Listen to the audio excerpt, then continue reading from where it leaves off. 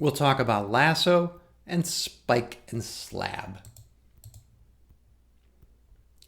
These are used for variable selection, where it can be useful to chop away variables that don't contribute much to the prediction.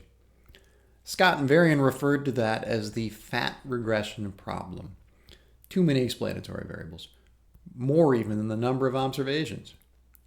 Remember our degrees of freedom correction, we used n minus k, where n is the number of observations and k is the number of regressors. If the degrees of freedom gets too small, then the t-distributions get really wide. We want to figure out which of these regressors is actually useful. Now, it's more likely a problem in commercial applications. A website might collect tons and tons and tons of different data about visitors. They want to figure out what drives people to hit the buy button. Without theory, they just want to find a useful predictor. Now, like our discussions a few weeks ago about hypothesis testing, just because a variable is not statistically significant, it might still be important for the causal inference. There's a trade-off between what we believe is right versus what the data are saying. None of these procedures absolves you from responsibility for making good judgments about the data. But if we have a lot of data, then I might learn something if the variable that I'm interested in is not selected. Maybe it's not so interesting. The p-values and all the conventional hypothesis testing machinery isn't valid anymore. Well, people do it, but don't be evil. The lasso model is relatively easy to implement. It's least absolute shrinkage and selection operator. It uses the LARS package. It's minimizing both the squared residuals, but also measure the size of the coefficient. Since it's minimizing the size of the coefficient, we need to scale the x variables to either the 0, 1 interval or standardize them to have mean 0 and standard deviation 1. The LARS estimate also implements a ridge regression, which is useful for cases with near multiclinearity. If some of the x variables are incredibly tightly related to each other, so we can see that something is giving a good prediction, but we're not sure which one.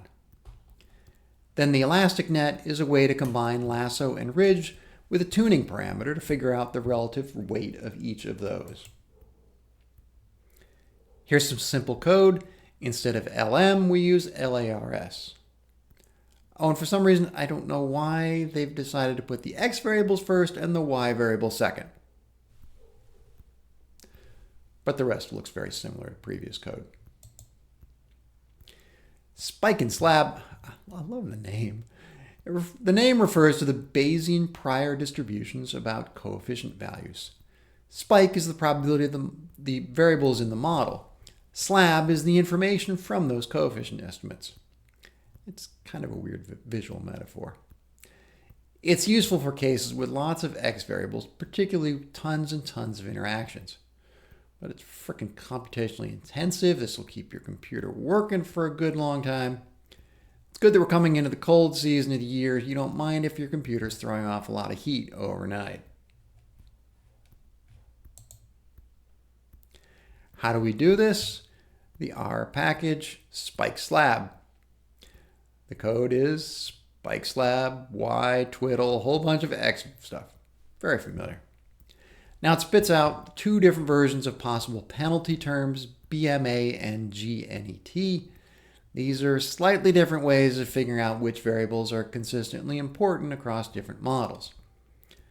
For the case of predicting wages, the good news to you folks working towards your master's degree is that educational levels are consistently very important, no matter what model. You can feel a little bit better. Pat yourself on the back for your educational choices.